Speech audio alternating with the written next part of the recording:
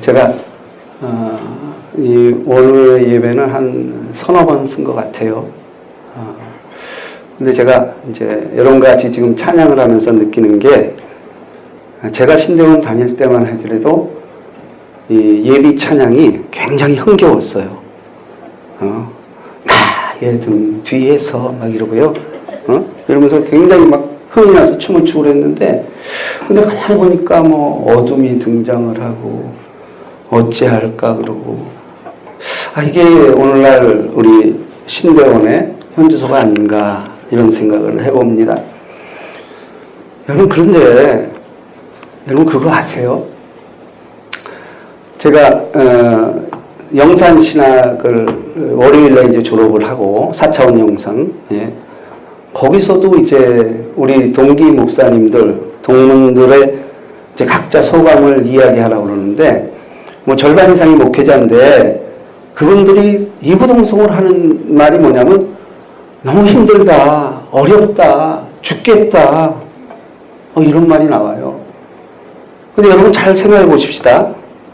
저는 우리 오순절 교단, 특별히 우리 한세대학교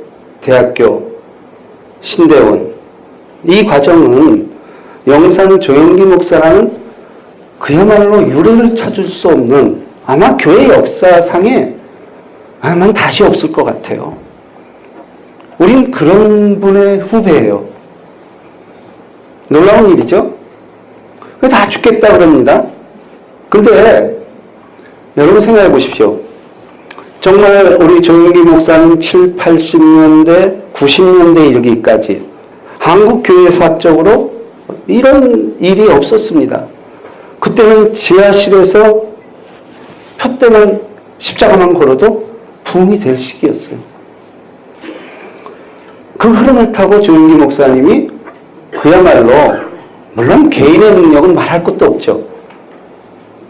성령의, 사도행전 2장의 성령의 바람 같은 역사, 불 같은, 불의 혀같이 갈라지는 역사가 있어왔던 건 틀림없잖아요.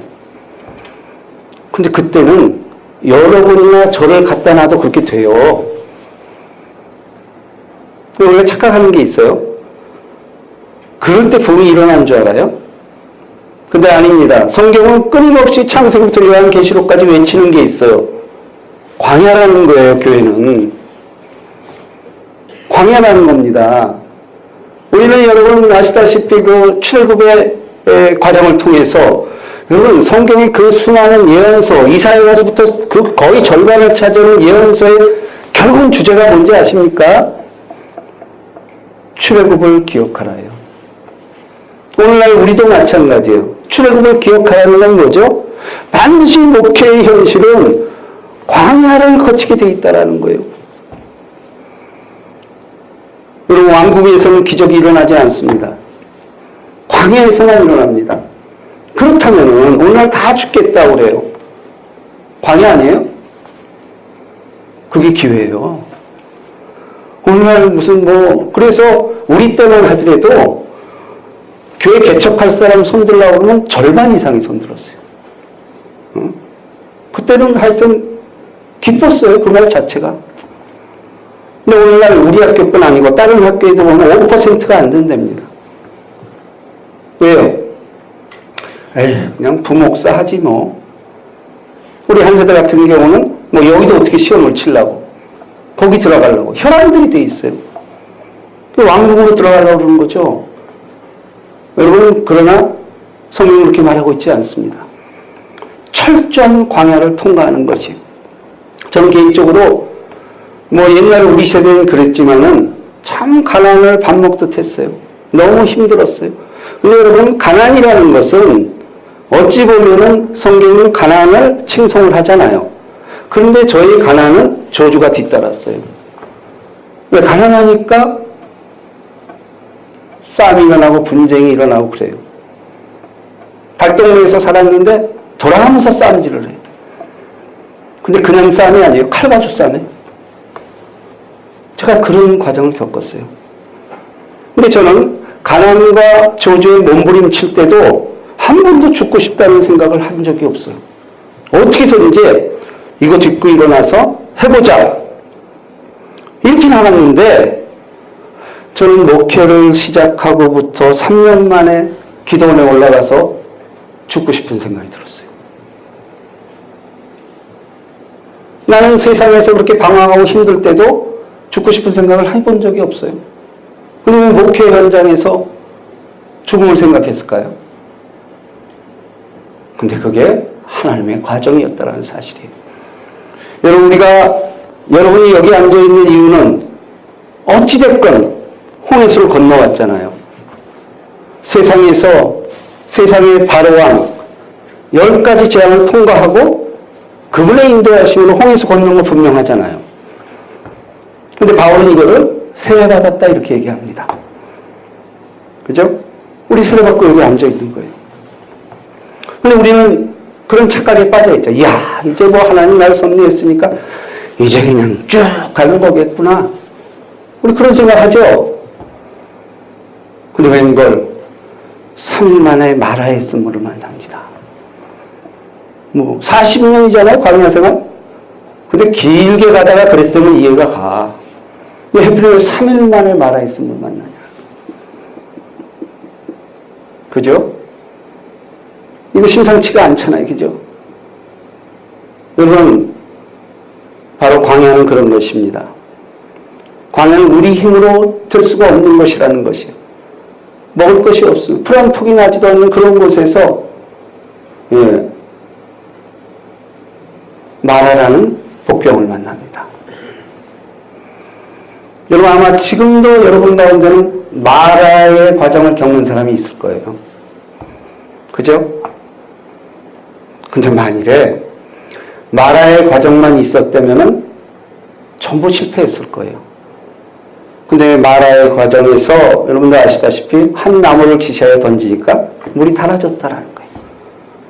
그걸 볼 때는 또 신나는 거예요. 아, 그러면 그렇지.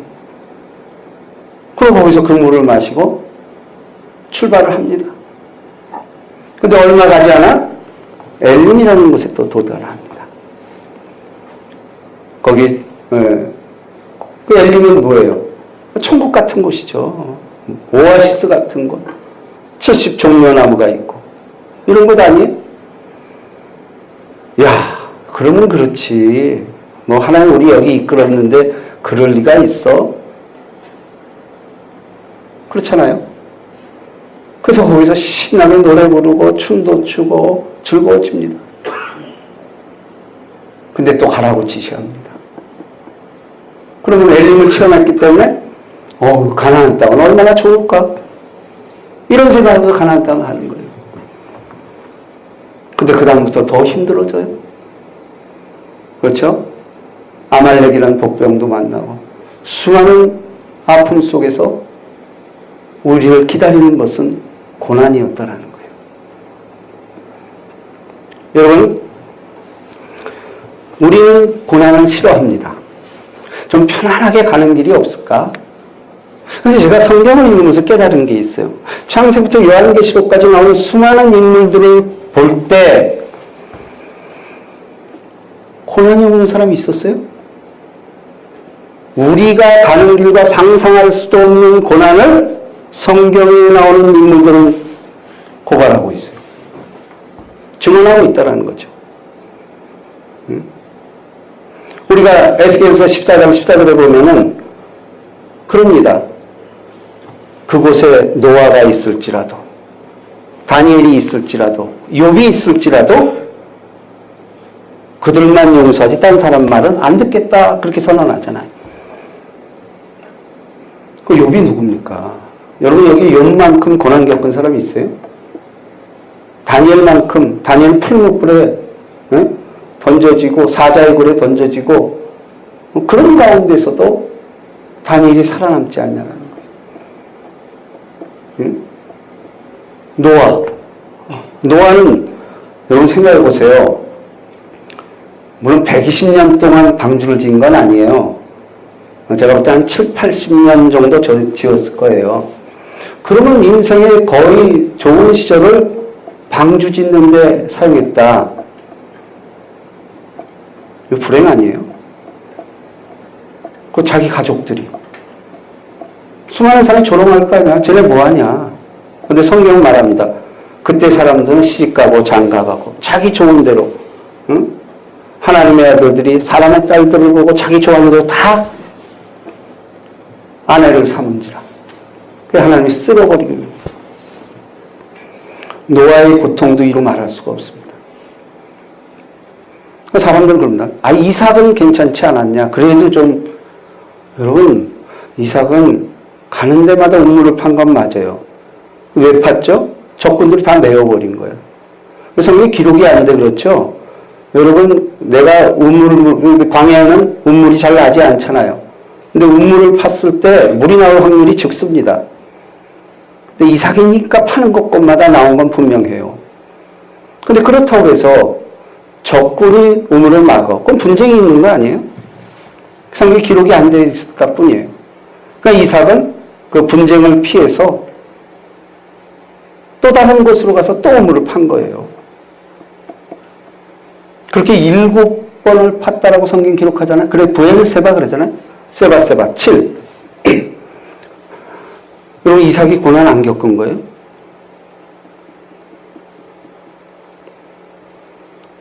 자, 우리도 마찬가지입니다.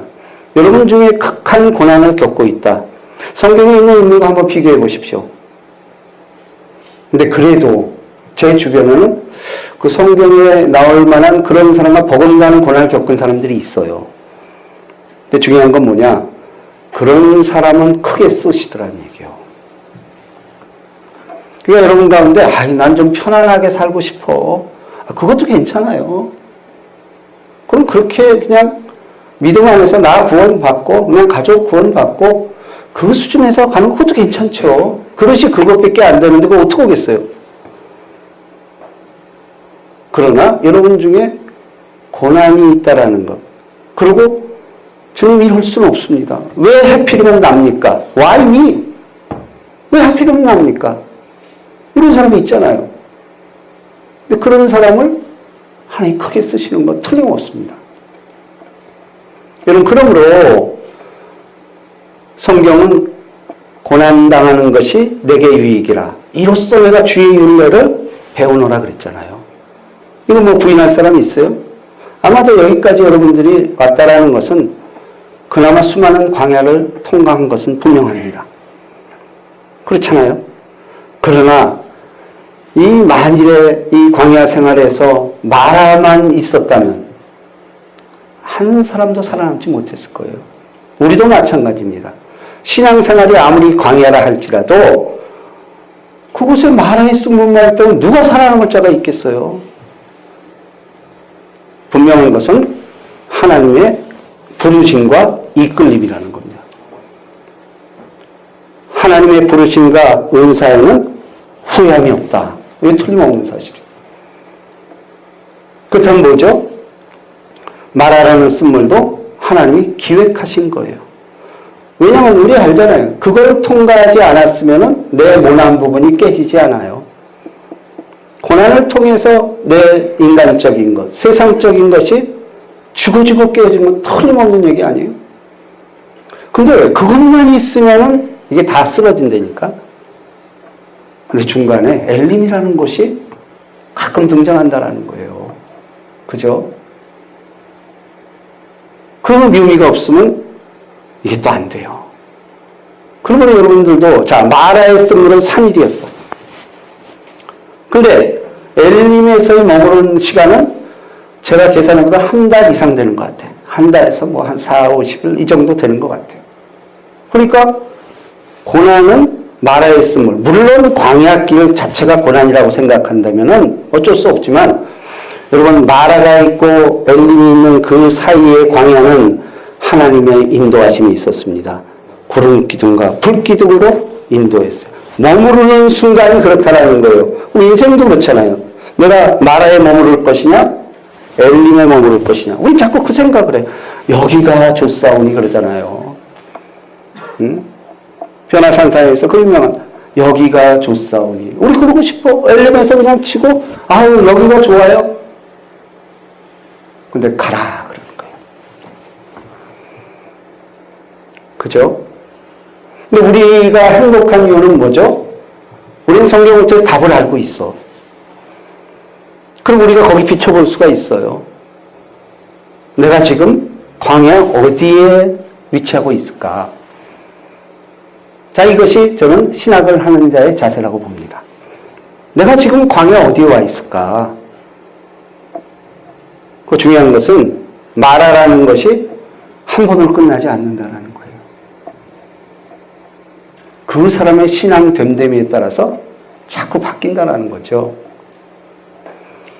그러나 분명한 게 있죠. 하나님의 이끌린 것. 그리고 우리 늘 고백하는 게 뭐죠? 하나님은 좋으신 하나님이다. 이런 거 아니에요. 그죠? 좋으신 하나님이 누가 아들이 떡을 달라면 돌을 주며 생선을 달라면 뱀을 줄 자가 있겠느냐.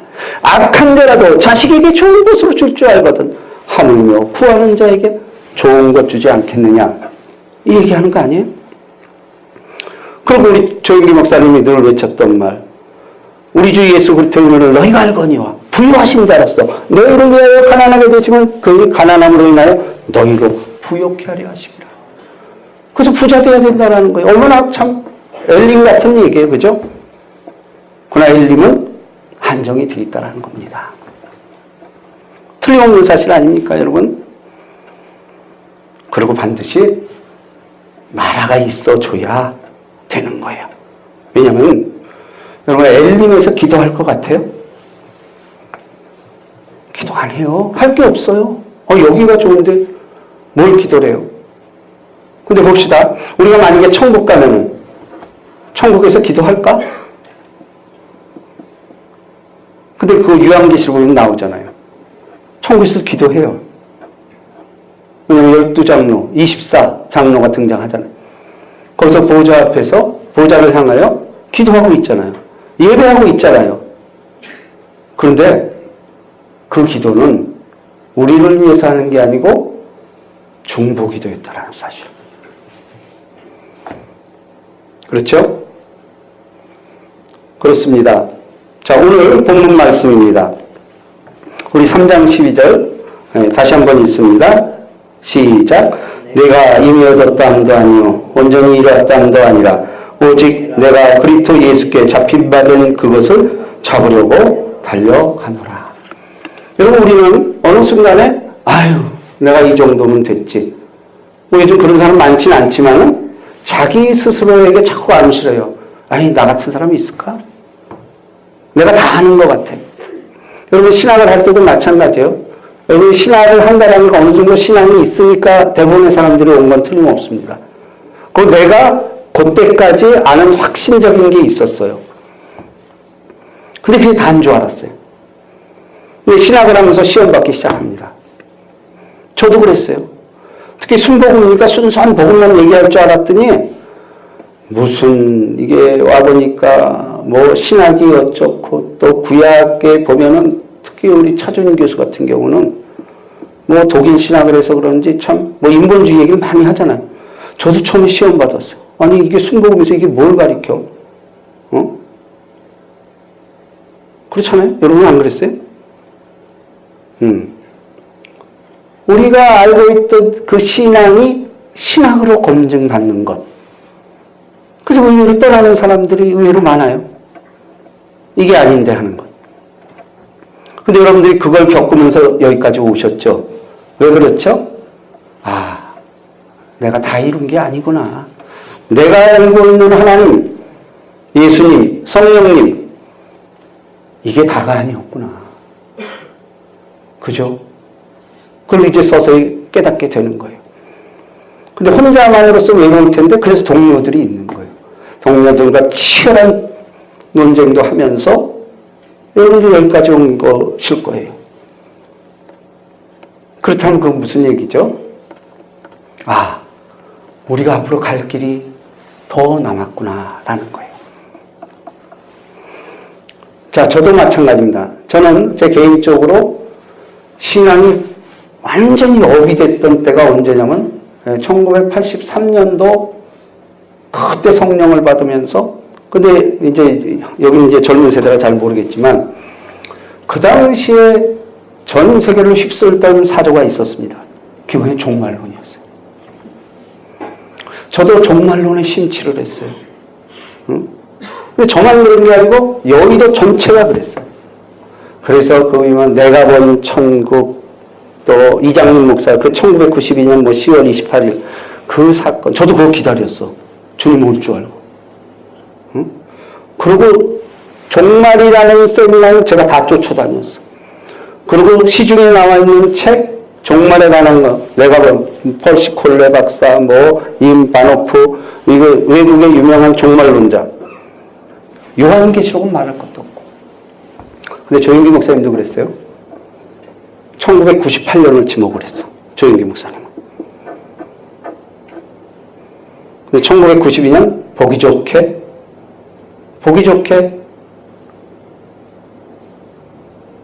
흔들려 버렸죠. 근데 그 이전에 사실 이단들도 그 얘기했어요.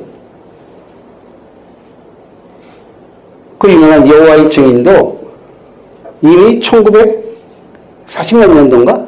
그 이전인가 하여튼 기억은 잘 안 나는데 그때 온다라고 여호와의 증인이 선언했어요.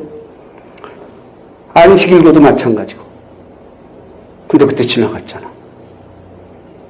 근데 그들의 반응이 뭔지 알아요? 오긴 왔대.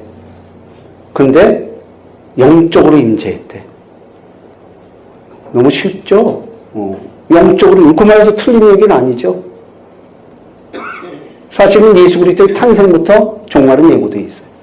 그러니까 지금이 예수 그리스도의 탄생부터 종말의 시대는 맞아요. 근데 종말인데 요즘을 뭐라 그러죠? 말세인데 말세 중에서도 말세 지말 이렇게 얘기하는 거예요. 자, 근데 제가 그렇게 열정적으로 주님 내일 온다 모레 온다 그러고 지금도 어찌 보면 그때가 가장 열정적이었고 가장 행복한 시기였던 것 같아요. 그러니까 주님이 곧 오니까 그게 기쁠 수가 없어. 그 신앙 회복하고 싶어요. 응? 근데 보기 좋게 빗나갔잖아요. 나는 그게 내가 알고 있는 전부인 줄 알았어. 저뿐 아니고 수많은 사람들이 그렇게 했어요. 저뿐입니까? 여러분 그 기억하세요? 밀레니엄 때 전 세계가 이 종말을 두려워하고 의미심장히 바라보고 있어요. 심지어는 그때 2000 밀레니엄이 되면 뭐 자동차가 가다가 이게 저 컴퓨터가 오작동으로 한다. 우리 그런 거 있었잖아요. 그래서 저도 연초 일주일간 운행을 안 했어. 혹시 이게 무슨 컴퓨터에 2000을 인식 못한다. 뭐 그때 별의별 얘기가 많이 있었습니다. 근데 내심으로는 종말이 좀 왔으면 좋겠다. 늘 그 생각이 있었어요. 자, 그러면 내가 종말에 대해서 이미 얻었다 함도 아니라는 것을 알게 된 거예요. 내가 아는 게 전부가 아니구나.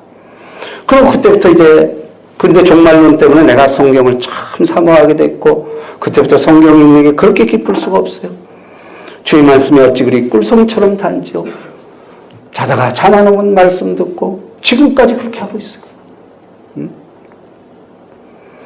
그러면 이 종말이라는 건 오는 건 틀림없잖아. 근데 우주적인 종말이라는 건 이례적이겠죠.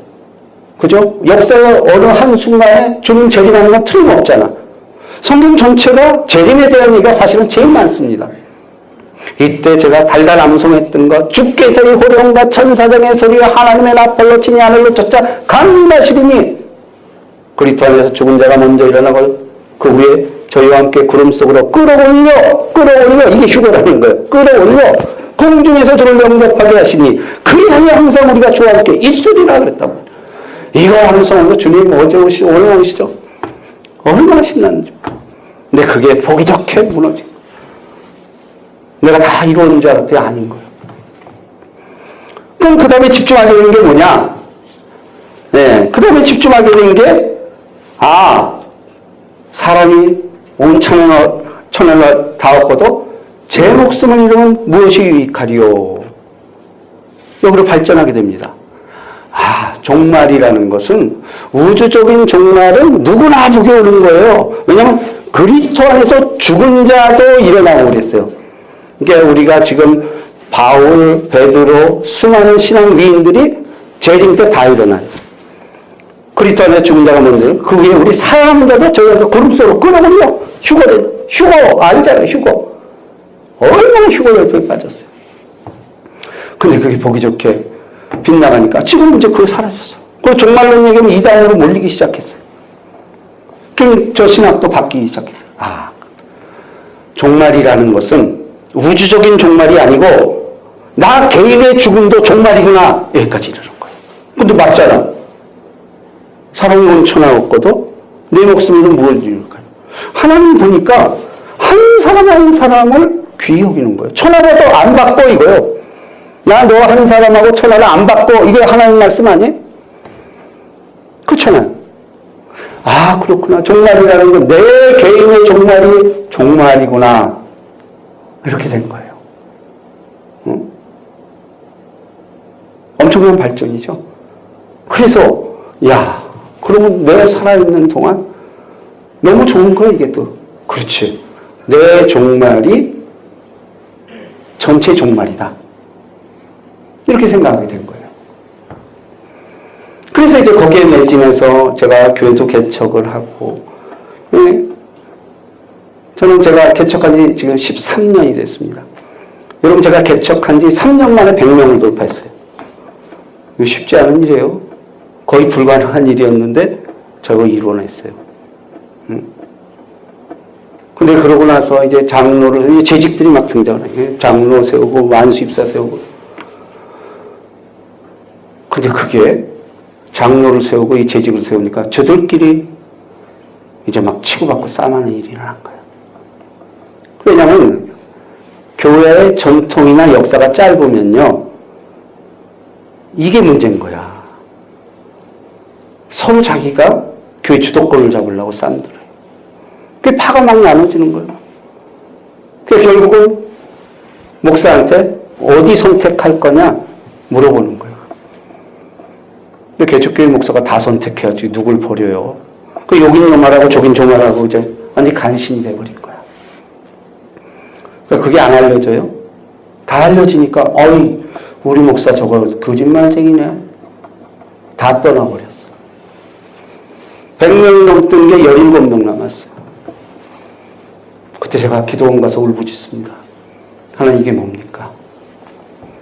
차라리 처음부터 부흥을 주시지 말든가 남들처럼 울부짖었어요. 일주일간 금식하면서.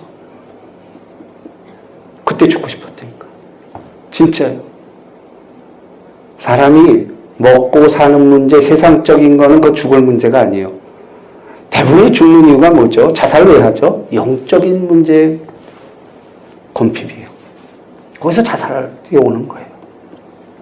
그 엘리야의 심정이 이해가 가는 거예요. 그렇지 않겠어요? 그래서 거기서 내가 완전히 죽어졌습니다. 그리고 새로운 마음으로 또 새롭게 시작을 하게 됐어요. 이제 완전히 한꺼풀이 두 커플 벗겨지고 이제 새롭게 보이기 시작하는 거예요. 우리 사모가 내려왔더니 여러분 우리 어차피 처음 시작할 때 우리 둘이 시작했잖아. 응? 우리 둘이 시작하면 뭐가 두려워? 또 그렇게 하면 되지 않겠어? 그리고 우리가 복귀를 해보면은 우리의 잘못이 많았다라는 거예요. 그 순간이 마라였겠죠. 그 쓴물 먹고. 사람인데 쓴물 마시면 일단 하나님을 원망해요. 그죠? 근데 또 하나님을 원망하면은 이거 내가 불리한 거야. 대역죄가 될까봐 그게 이제 사람한테 표출이 돼요. 그러니까 우리 사모, 우리 가정, 애들한테까지 분노가 표출이 돼요. 주변 사람들에 표출이 되는 거예요. 응? 자, 여기까지 이렇게 진행이 된 거예요. 이게 나 개인적인 종말, 내가 죽어야 되니까 내 개인적인 종말이 전체의 종말인 줄 알았는데 그것도 아니라는 게 저 깨달아진 거예요. 내가 이미 얻었다함도 아니요 온전히 이뤘다며. 또 이 말씀이 생각이 나는 거예요. 응? 오직 내가 그리스도 예수께 잡히받되 그것을 잡으려고 쫓아가노라. 그렇습니다. 여러분도 마찬가지입니다. 우리가 신학을 한다는 것은 다 이룬 게 없죠. 그렇잖아요. 또 얻은 것도 그게 다 얻은 게 아니에요. 어떤 사람들은 어떤 한 가지만 발견하고, 응? 유레카 그러잖아요, 유레카. 응? 유레카. 근데 저도 목회를 하면서 유레카를 외친 적이 한 서너 번 정도 있어요. 왜냐하면 내 신학적인 성장이 전혀 내가 몰랐던 부분, 예를 들자면 이겁니다. 여러분, 내가 목회를 하다 보니까 의외로 요즘뿐 아니지, 치매 환자가 의외로 많습니다. 더 놀라운 것은 목회자가 치매가 걸려요. 한경진 목사님, 90 넘게 살았죠? 말년에 치매가 걸렸어요. 그 후배들이 찾아간 거예요. 그랬더니 누구야? 근데 거기까지는 괜찮은데 예수님은 아시죠? 그랬더니 몰라 이런 거야. 이거. 여러분, 한 시대를 풍미했고 템플턴상 우리 목회자들의 사표뿐 아니고 평신도들의 사표가 됐던 한경진 목사님 같은 분이 치매 걸린 거예요. 그럼 우리가 이제 신학적인 의문이 생겨야지. 그럼 저 사람 구원 받았을까? 받을까? 그런 고민 혹시 안 해보셨어요? 근데 나중에 보니까 나만 고민했더라고. 다른 사람은 그건 뭐 생각도 안 하고 있더라고. 근데 나는 진짜 고민이 됐어요. 왜? 내 문제가 될 수도 있거든. 내가 나이 들어서 이렇게 열심히 주의 일을 위해서 말씀 전하고 또 제가 뭐 기부도 하고 뭐 근데 만년에 가서 내가 내 정신이 아니고 다윗처럼 입에 침 질질 흐르면서 연고 없다 이래버리면 이게 내가 구원받은 거 맞냐라는 거예요. 여러분, 신학도는 그런 부분에 대해서 치열하게 논쟁하고 치열하게 성경 연구하고 치열하게 싸워야 됩니다. 저는 그걸 발견했어요. 그게 내 유레카한 거예요. 이야, 이거였구나. 성경 구절을 통해서 제가 그걸 찾아낸 거예요. 그 유레카. 근데 이런 게 제가 한 4-5번 있었어. 그건 왜 그렇죠? 내가 하나님 말씀에 갈급해도 있지만 여러분, 목회는 현실 목회입니다.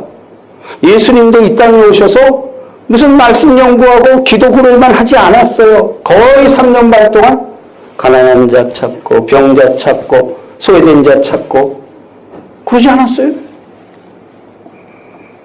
현실 목회예요.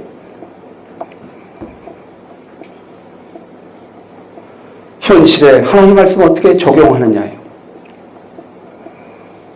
근데 그걸 깨닫고 발견했을 때 그 기쁨이라는 건 마치 땅속의 보화를 발견한 느낌이었어요. 신학은 이런 기쁨이 있습니다. 또 신학도들만이 유일하게 이렇게 고민하면서 치열하게 논쟁해야 돼요. 신학도들 보면 이런 신학적인 주제, 삶 속에서 일어나는 이런 문제, 이거에 대해서 치열하게 토론하고 세상 석학들은 어떻게 얘기하나 이거에 대해서 쫓아다녀요. 저는요, 죄송한 얘기인데 나는 여기 신학교 오게 된 동기가 뭔지 아세요? 내 나름대로 성경을 연구하다가 내가 풀리지 않는 게 100가지가 있어서 100가지. 근데 세상 목회자들은 그걸 물어보면 자기가 모르잖아, 솔직히. 나는 다 아는 줄 알았지. 근데 우리 핀잔을 줘요. 기도 더 해야 돼요. 저는 그 질문에 대한 답변을 찾아 신학교 온 거예요. 근데 역시나 답을 못해요. 그건 자기가 찾아내는 것이라는 걸 깨달았어요. 우리 순복음신학, 영산신학이 발전하기 위해서는 바로 이 길을 놓쳐서는 안 됩니다.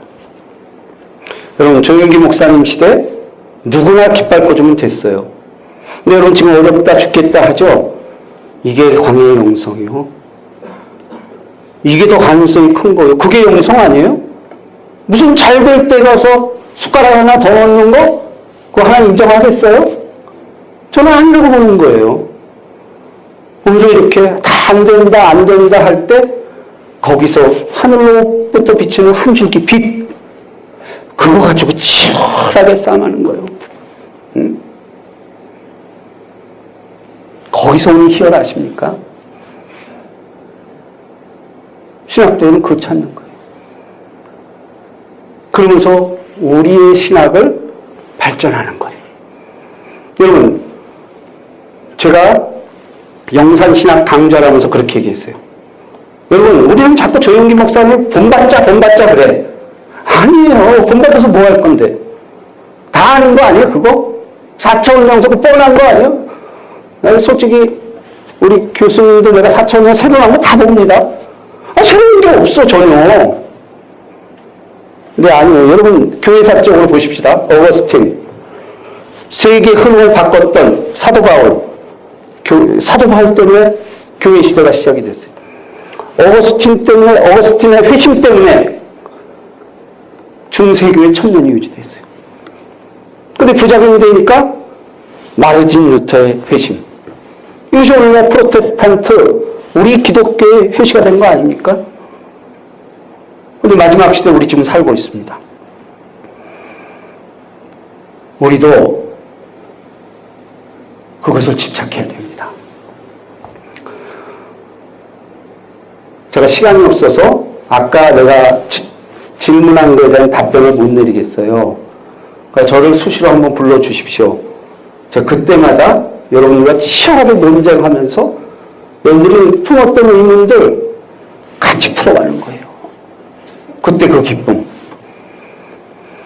여러분, 어거스틴 신학, 루터 신학, 칼빈 신학, 존 웨슬리 신학, 이런 것들 그 사람이 그때는 몰랐어요. 정작 그들은 몰랐습니다.